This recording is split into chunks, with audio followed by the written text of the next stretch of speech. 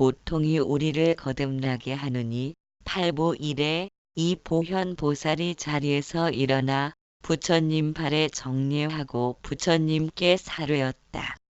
저는 이미 일찍부터 항아사 같이 많은 부처님의 법왕자가 되었으며 시방의 모든 부처님이 보살근기가 있는 제자들을 가르칠 적에 보현행을 닦으라고 하셨으니 이는 저의 이름을 따랐나이다.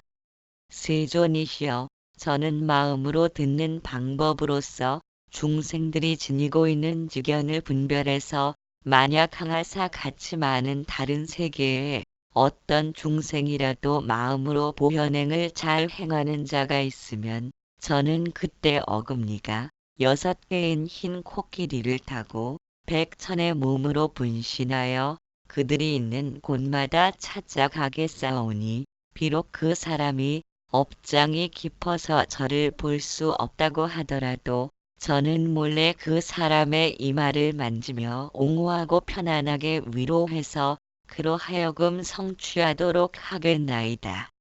부처님이 원통을 물으시니 저는 본래의 원인을 말하겠사오니 마음으로 듣는 것이 밝게 바라여 자유자재로 분별하는 것이 제일인가 하나이다.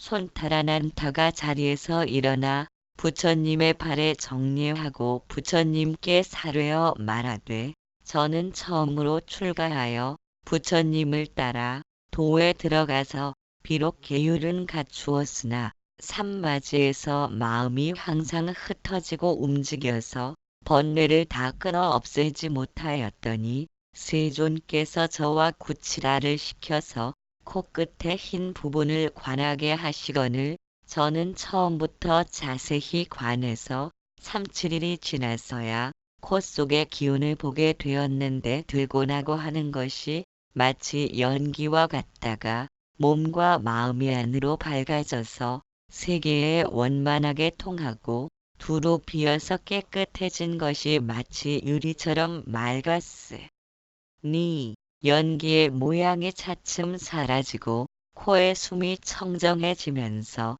마음이 열리고 번뇌가 다 끊겨서 들고 나는 숨이 광명으로 변하여 시방세계를 비추어서 아라한이 되었으니 세존께서 저에게 수기야 시기를 보리를 얻었다 하셨나이다. 부처님께서 원통을 물으시니 제 생각으로는 오래도록 숨이 사라져 광명을 바라고 광명이 원만하여 모든 번뇌가 없어지게 하는 것이 제일인가 하나이다. 부르나미다란 이자가 자리에서 일어나 부처님 발에 정례하고 시뢰어 말하되 저는 오랜 겁으로 말재주가 뛰어나서 괴로움과 허공에 대하여 말하고 실상을 깊이 깨달았으며 그처럼 항아사 같이 많은 부처님의 비밀스런 법문을 제가 대중 가운데서 미묘하게 열어보여 두려움 없이 연설하였더니 세존께서 저에게 뛰어난 말솜씨가 있음을 아시고 음성윤 신구의 삼업중구업으로서 저를 가르치시오매 저는 부처님 앞에서 부처님을 도와 법륜을 구리면서 사자후로 인하여 아라한이 되었으니 세존께서 저를 인가하사 설법에는 제일이라 하셨나. 이다. 부처님께서 원통을 물으시니 저의 생각으로는 법음으로 악마와 원수를 항복받고 모든 번뇌를 소멸시키는 방법이 제일인가 하나이다.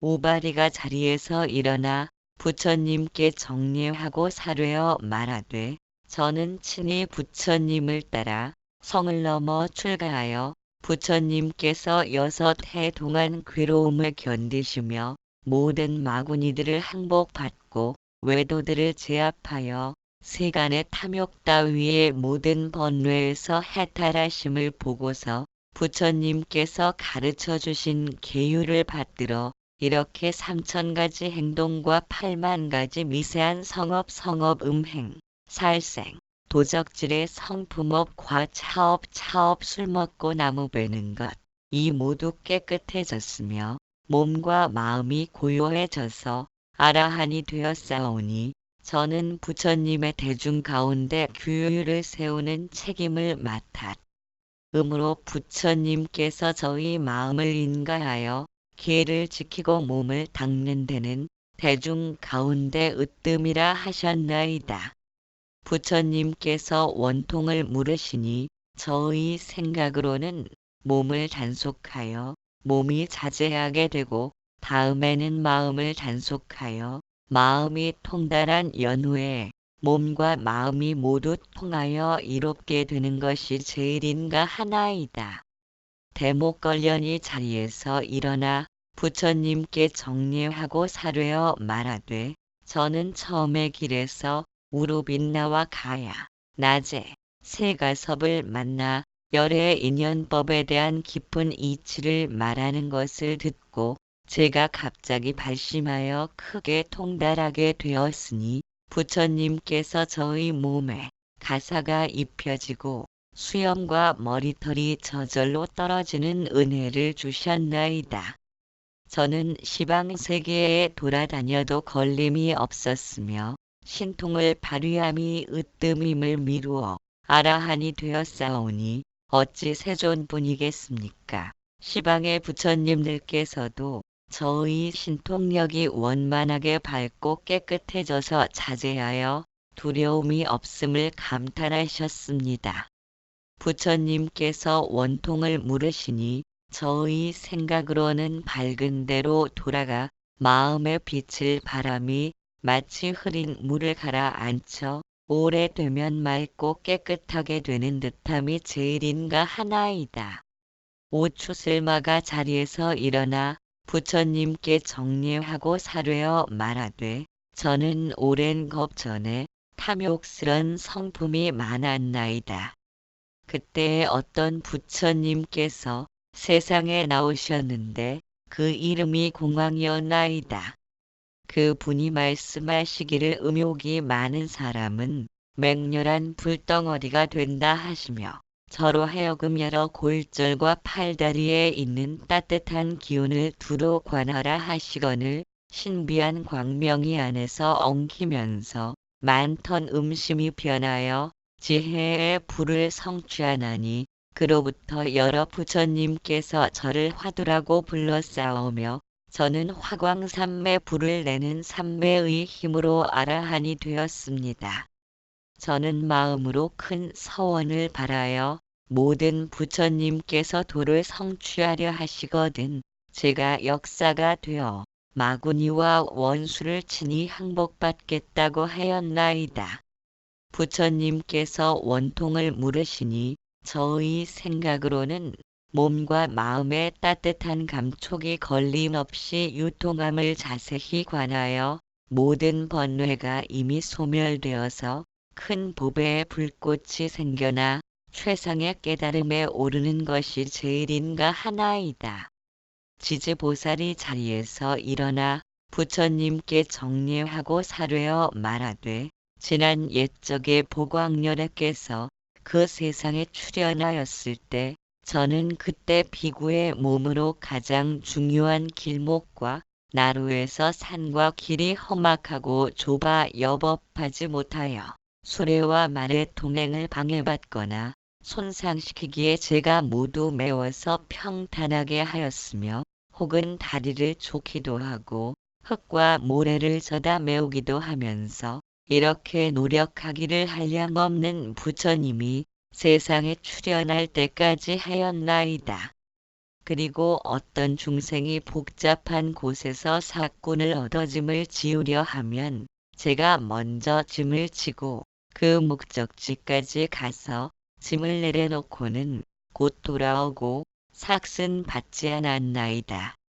또 비사부 부처님이 세상에 계실 적에는 여러 해 동안 흉년이 들었는데 저는 그때에도 짐꾼이 되어 멀고 가까움을 따지지 않고 일전만 받았으며 또 수레를 맨 어떤 소가 흙구렁에 빠지게 되면 저의 신통력으로 그 바퀴를 밀어주어 곤회에서 벗어나게 해주었나이다.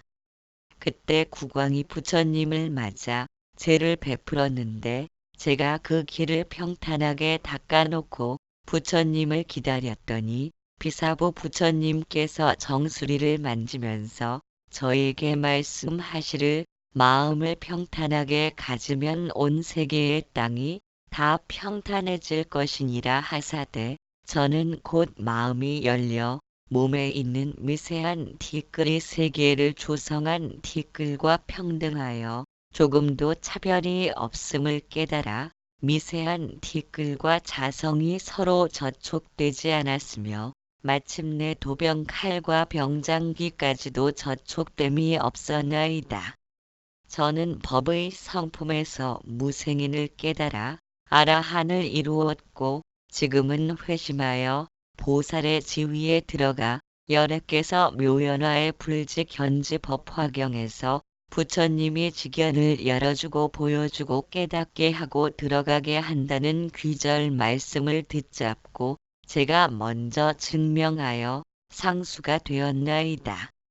부처님이 원통을 물으시니 저는 몸과 세계의 이진이 평등하여 차별이 없으며 본래 열애장으로서 허망하게 진진 이 나타난 줄을 자세히 관하여 진이 쇠쇠하고 지가 원만하여 무상도를 이룸이 제일이 되겠나이다.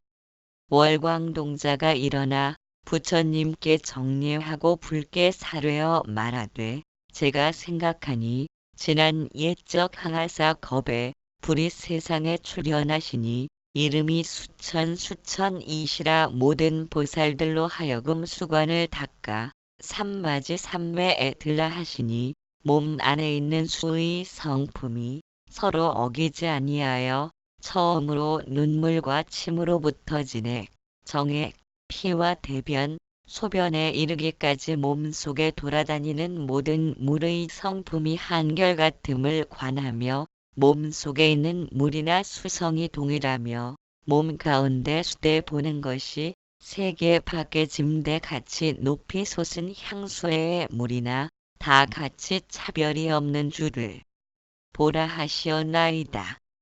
그때 제가 처음으로 그 관법을 이루어서 다만 물만 보았을 뿐 몸이 없어짐은 얻지 못한 채 비구가 되었으므로 방 안에서 좌선할 때에 저의 제자가 창문을 뚫고 방 안을 엿보더니 맑은 물만 가득하고 다른 것은 보이지 않자 어린 것이 무지하여 자갈을 가져다가 물속에 던져 소리가 나게 하고는 힐끔힐끔 돌아보며 갔더이다.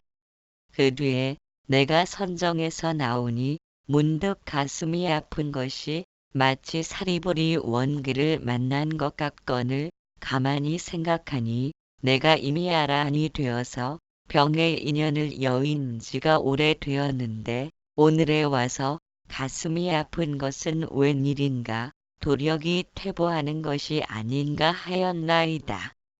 그때 제자 아이가 와서 그런 말을 하기에 내가 말하기를 이 다음에 또 물을 보고든 문을 열고 들어가서 자갈을 집어내라 하였더니 아이가 그 말을 듣고 뒤에 내가 선정에 들었을 때 물을 보니 자갈이 완연하거늘 문을 열고 집어내었는데 그 다음에 선정에서 나오니 몸이 처음 때와 같았나이다.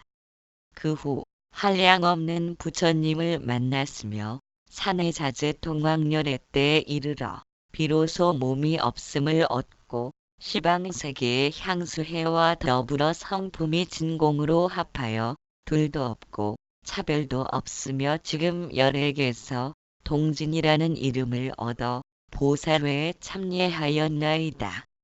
불이 원통을 물으시니 저는 물의 성품이 한결같이 흐르는 것을 관하여 무생법인을 얻어 보리를 원만히 하는 것이 제일이 되겠나이다.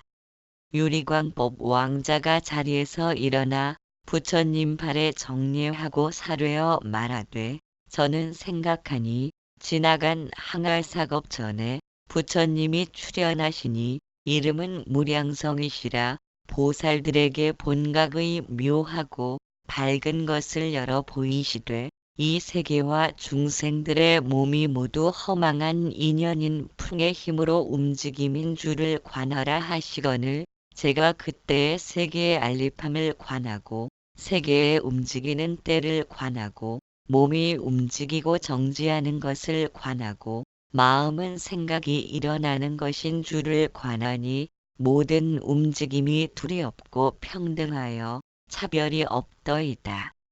제가 그때에 이 여러 움직이는 성품이 오매 좇은 바가 없고 감에 이를 바가 없어서 시방에 미진같이 전도한 중생들이 한결같이 허망한 것인 줄을 알았고 이와 같이 내지 삼천 대천 세계 안의 있는 바 중생들이 마치 한 그릇 속에 100,000마리 모기를 모아 놓으면 윙윙거리며 어지럽게 울어서 그 좁은 속에서 떠들고 야단하는 것 같음을 깨달았사옵니다. 부처님을 만난 지 오래지 아니하여 무생법인을 얻으니 그때 마음이 열려 동방의 부동불국 불동불국을 보고 법왕자가 되어 시방부를 섬기었으며 신심이 빛을 발하여 걸림없이 환하게 통하였나이다. 동철. 부처님이 원통을 물으시니 저는 북녘이 의지함이 없음을 관찰하여 보리심을 깨닫고 산마지에 들어가 시방불과 합하여 묘한 마음을 전하는 것이 제일이 되겠나이다. 허공장 보살이 자리에서 일어나 부처님 발에 정례하고 붉게 사뢰어 말하되 저는 열애로 더불어 정광 부처님께 끝이 없는 무변신의 몸을 얻었고 그때의 손에 사대보주를 들고 시방의 미진 같은 세계를 비치어 허공으로 화하였으며 또 내 마음에 크고 둥근 거울을 나타내고 그 속으로서 10가지 미묘한 광명을 놓아 시방 허공의 끝까지 비치니 허공에 있는 여러 세계들은 거울 속으로 들어와서 내 품 안으로 쓸어들고 내 몸은 허공과 같아서 서로 부닥치지 아니하며 내 몸도 여러 국토에 널리 들어가서 불사를 행하되 매우 뜻대로 되었으니 이러한 큰 실력은 사대가 의지한 데 없어 허망한 생각으로 생멸하며 허공도 둘이 없고 세계가 본래 동일한 것인 줄을 자세히 관찰함으로 말미암은 탓이며 이와 같이 동일한 데서 발명하여 무생법인을 얻었나이다. 부처님이 원통을 물으시니 저는 허공이 무변함을 관찰하여 산마지에 들고 묘한 실력이 원통하여 밝아지는 것이 제일이 되겠나이다.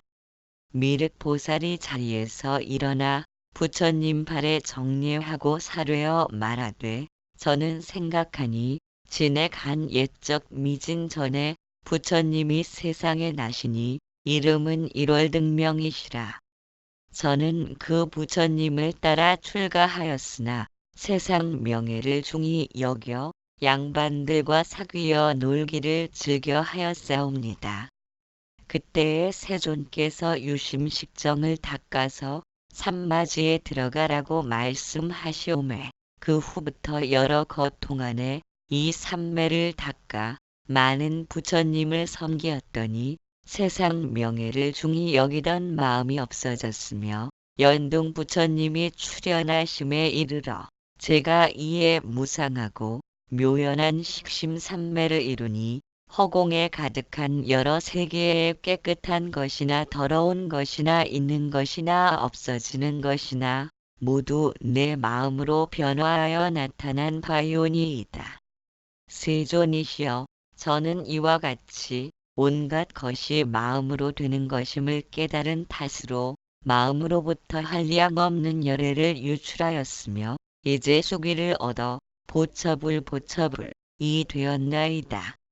부처님이 원통을 물으시니 저는 시방이 다만 식심임을 자세히 관하여 식심이 뚜렷이 밝아져 원성실성 진여자성에 들어가서 의타기성 의지의 생긴물 심의 모든 현상과 변계 소집성 노끈을 뱀으로 보아 실제로 나타나는 것과 같은 현상을 멀리 여여 무생법인을 얻는 것이 제일이 되겠나이다. 대세지법 왕자가 그의 동반 552명의 보살과 함께 자리에서 일어나 부처님 발에 정례하고 사뢰어 말하되 저는 기억하니 지난 옛적 항아사 겁에 불이 세상에 나시니 이름이 무량광이며 12열애가 일것 동안 계속 나셨는데 그 마지막 부처님이 초일월광이셨습니다. 그 부처님이 저에게 염불삼매를 가르치시기를 비유컨대 마치 한 사람은 똑똑히 생각하나 한 사람은 전혀 잊는다면 이 두 사람은 만약 만나도 만나지 못한 것이고 보아도 보지 못하는 것이요. 만일 두 사람이 서로 생각하여 생각하는 마음이 함께 간절하면 이 생에서 저 생에 또 저 생에서 이르도록 몸의 그림자 따르듯이 서로 어긋나지 아니하리라. 시방열애께서 중생 생각하시기를 어미가 자식 생각하듯 하거니와 만일 자식이 도망하면 생각하여 무엇하리요. 자식이 어미 생각하기를 어미가 자식 생각하듯이 하면 어미와 자식이 세세생생에 서로 어긋나지 아니하리라. 만일 중생들이 지극한 마음으로 부처님을 생각하고 부처님을 염하면 이 생에서나 혹은 저 생에서 결정코 부처님을 배울 것이며 부처님과 서로 멀지 아니하여 방편을 빌리지 않더라도 스스로 마음이 열림이 마치 자기는 향을 몸에 바르지 않았건만 향을 쏘이면 몸의 향기가 배는 것과 같으리니 이것이 향광장엄이니라 하셨나이다.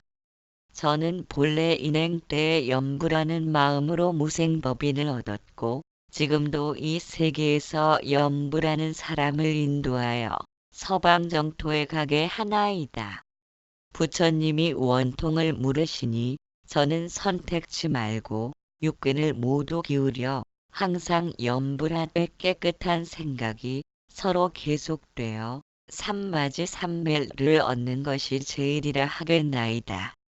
이때 관세음 보살이 자리에서 일어나 부처님 발에 정례하고 붉게 사뢰어 말하되 세존이시여 생각하건대 제가 옛적 수없는 항아사 겁 전에 부처님이 세상에 출현하시니 이름이 관세음이시라. 저는 그 부처님께 보리심을 바라였으니 저 부처님이 저를 가르치사 듣고 문 생각하고 사 수행하는 수것으로 조차 삼마지에 들라 하셨나이다. 처음에 듣는 성품 문 가운데서 듣기는 해도 마음이 솔깃하지 않아 소리의 모양을 따르지 않아 소리도 없어지고 법류 법요에 들어감도 이미 고요해 소란과 고요의 두 가지 모습이 조금도 생하지 아니하였나이다.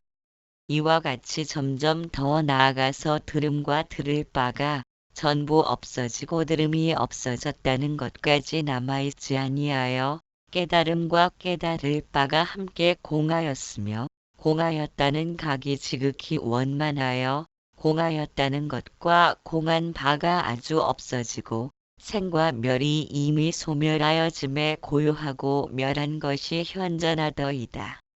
호련히 세간과 출세간을 초월하여 시방이 원만하고 밝아 두 가지의 수숭함을 얻으니 하나는 시방제불의 본래 묘한 각의 마음과 합하여 불열애와 더불어 자비로운 힘이 동일하여지고 둘째는 아래로 일체의 육도 중생과 합하여 모든 중생들로 더불어 슬피 사모함이 같아졌나이다. 세존이시여 저는 관음열애께 공양하옵고 저 열애께서 일러주시는 환술 같은 들어 쏘이며 들어 닦는 금강산매를 입사와 불열애와 더불어 자비로운 힘이 동일한 고로 저의 몸이 32응신을 이루어서 여러 국토에 들어가나이다. 부처님이 원통을 물으시니 저는 귀로 조차 또렷이 비치는 삼매를 얻고 인연을 따라 교화하는 마음이 자제하였사옵고 성품이 흐르는 모양 유상에 들어가서 산마지를 얻고 보리를 성취하는 것이 제일이 되겠나이다. 세존이시여, 저 불열애께서 제가 원통 법문을 잘 얻었다 찬탄하시고 대중 중에서 저를 수기하여 관세음보살이라 이름하였사오니 저의 마음으로 관에서 듣는 것이 관청 시방에 원만하였으므로 관세음이라는 이름이 시방에 가득하였나이다. 이때에 하늘에서 백보연화를 비내리니 청황적 백이 사이사이 섞여서 찬란하게 되었으며 시방 허공이 칠보색을 이루나니 이 사바 세계의 사나 태지는 문득 나타나지 아니하였고 시방의 미진 같은 수많은 여러 세계가 합하여 한 세계가 되었으며 범패와 영가가 자연히 연주되었다.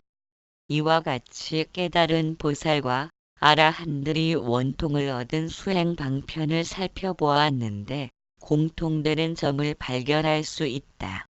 그것은 모두 지금 이 순간을 벗어나지 않은 점이다. 보이고 들리고 촉감하는 등의 본래 알므로써 원통을 얻게 된 것이다.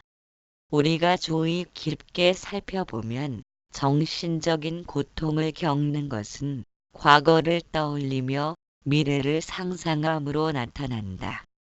가령 누군가에게 빚을 졌는데 갚지 못해 고통을 겪는다면 그것 또한 암울한 미래를 생각하면서 나타나는 것이며 지금 이 순간을 돌아본다면 몸은 가장 편안한 자세를 취하고 있음을 알 수 있다. 물론 떽거리가 없어 허기진 고통은 육체적인 고통이라 육신을 움직여 해결해야 하지만 그렇지 않은 것은 모두 지금 이 순간에는 발붙이지 못하는 고통이다. 따라서 우리가 고통을 겪는 것은 30분 후이든 내일이든 아직 오지 않은 미래의 일로 고통을 겪고 있다. 그것을 알아차린다면 매 순간 지금 현재를 놓치지 않는다면 고통이 엄습하지 못함을 알 수 있다. 내일의 고통은 내일 가서 해결하면 될 일이지만 그로 인해 지금 이 순간을 놓치면 존재하지 않는 호랑이에게 물리는 꼴이다.